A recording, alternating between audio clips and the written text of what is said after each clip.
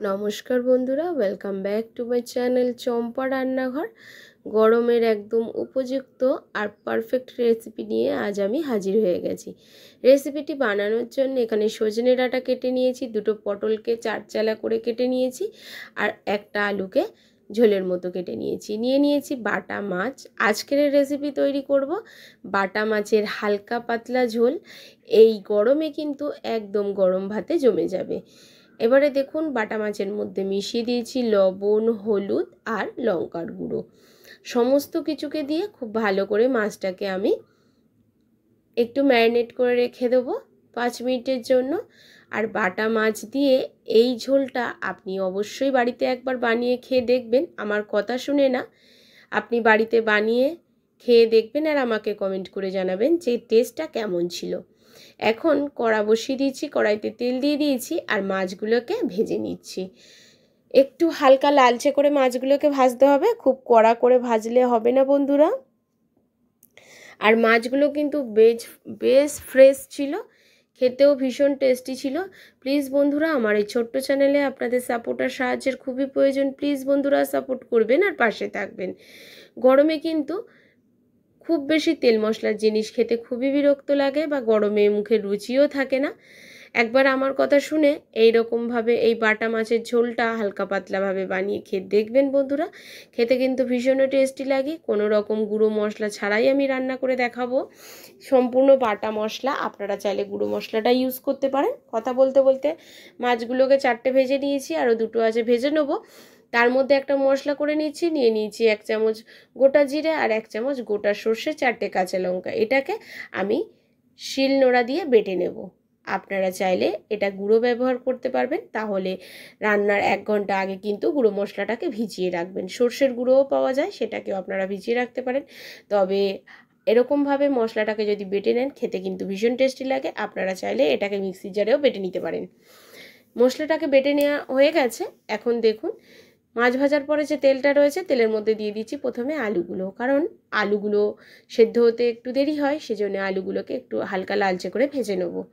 কোনো রকম লবণ হলুদ এই মুহূর্তে আমি ব্যবহার করছি না, জাস্ট হালকা লালচে করে আলুগুলোকে ভেজে তুলে নিলাম।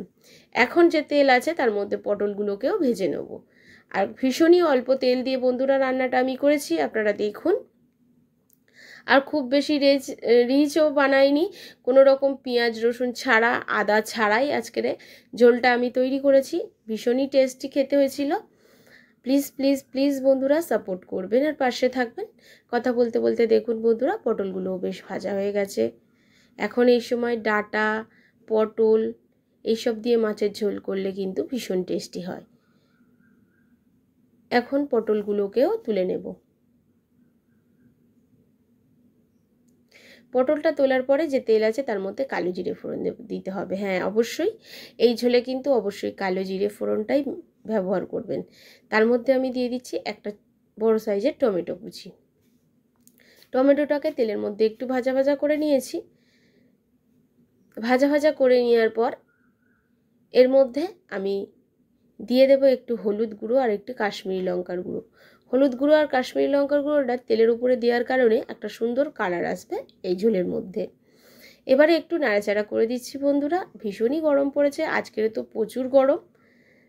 জানি না আপনাদের ওখানে কেমন গরম পড়েছে, অবশ্যই যে যেখান দিয়ে দেখছেন অবশ্যই বলবেন যে আপনাদের ওখানে আজকের এই গরমটা কেমন আছে। তো এর মধ্যে আমি দিয়ে দিচ্ছি সজনে ডাঁটা। সজনে ডাঁটাটাকে এই মশলার সঙ্গেই একটু ভেজে নেব। মিনিট 3 মতো একটু নাড়াচাড়া করে ভেজে নেওয়ার পরে দিয়ে দিচ্ছি আলু আর পটলটা। আলু আর পটলটা আর সজনে ডাঁটাটাকে দিয়ে মিনিট 3 মতো একটুখানি হালকা নাড়াচাড়া করে নিয়ে ভেজে নেওয়ার পরে এবারে এর মধ্যে আমি মিশিয়ে দেবো সেই মশলাটা, যে মশলাটাকে গোটা আমি বেটে নিয়েছিলাম। গোটা জিরে, গোটা সর্ষে আর কাঁচা লঙ্কা, সেই মশলাটাকে এখানে এখন ব্যবহার করব। সম্পূর্ণ রান্নাটা কিন্তু বন্ধুরা আমি ভীষণই ধরে ধরে দেখাচ্ছি। প্লিজ বন্ধুরা, আপনারা বলবেন যে কোথায় আপনাদের রেসিপিটা ভালো লাগলো কি খারাপ লাগলো, অবশ্যই বলবেন। এবারে দেখুন, সেই বাটা মশলাটাকে দিয়ে আবারও একটু কষিয়ে নিয়েছি। প্রায় আবারও 5 মিনিট মতো বাটা মশলাটাকে দিয়ে কষিয়ে ফেলতে হবে। যখন দেখবেন মশলা দিয়ে একটু তেল ছাড়ছে, যেহেতু সর্ষে দেওয়া আছে খুব বেশিক্ষণ কষানোর দরকার নেই, তবে একটু 5 মিনিট মতো কষালে সর্ষে আর জিরের যে একটা কাঁচা গন্ধ থাকে সেটা চলে যায়, আর সর্ষে জিরের যে স্বাদটা থাকে সেটা সবজির মধ্যে খুব ভালো করে চলে যায়। সেজন্য 5 মিনিট মতো একটু নাড়াচাড়া করে কষিয়ে নিয়ে আমি প্রথমে মশলার বাটি ধোয়া জলে একটুখানি দিয়ে দিলাম।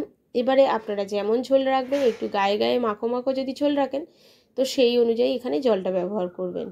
তো এখানে আমি জল দিয়ে দিলাম, ঝোলের পরিমাণ অনুযায়ী জলটা ব্যবহার করবেন। এবারে বন্ধুরা জলটা দিয়ে দেওয়ার পরে এর মধ্যে আমি দিয়ে দেব পরিমাণ মতো লবণ।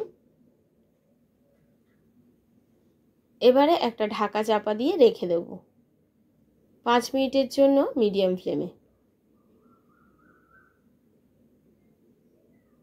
5 মিনিট পরে ফিরে আসবো, আর দেখুন ঝোলটা কিন্তু বেশ ফুটতে শুরু করেছে, আর সবজিগুলোও প্রায় আমার সিদ্ধ হয়ে গেছে। সব সবজি সিদ্ধ হয়ে গেছে যেহেতু সবজিগুলো ভাজা ছিল। দেখুন, আর ঝোলের কালারটা দেখেছেন বন্ধুরা কতটা দুর্দান্ত হয়েছে, আলুও সেদ্ধ হয়ে গেছে। এখন এর মধ্যে আমি দিয়ে দিচ্ছি সামান্য একটু চিনি। টেস্টের ব্যালেন্সের জন্য একটু চিনি ব্যবহার করলাম, আপনারা চাইলে চিনিটাকে স্কিপ করতে পারেন।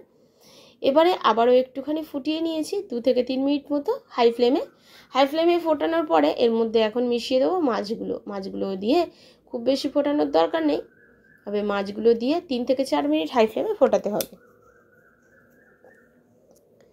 লাস্টে সম্পূর্ণ হাই ফ্লেমেই ফোটাবেন ঢাকা চাপা তুলে নিয়ে। সব মাছগুলোকে দিয়ে আবারও হাই ফ্লেমে একটু ফুটিয়ে নিচ্ছি। গরমের দিনে গরম ভাতে এই রকম মাছের ঝোল যদি থাকে বন্ধুরা, আমরা বাঙালি খেতে কিন্তু ভীষণই সুস্বাদু লাগে। এটা কিন্তু স্বাস্থ্যকরও বটে। আর দেখুন বন্ধুরা মাছের ঝোলটা কিন্তু আমার একেবারে রেডি হয়ে গেছে। অবশ্যই আপনারা কমেন্ট করে জানাবেন যে আমার আজকের এই বাটা মাছের ঝোলের রেসিপি আপনাদের কেমন লাগলো। নমস্কার বন্ধুরা, আবারও হাজির হয়ে যাব অন্য কোনো নতুন রেসিপির সঙ্গে। নমস্কার, সুস্থ থাকবেন আর ভালো থাকবেন।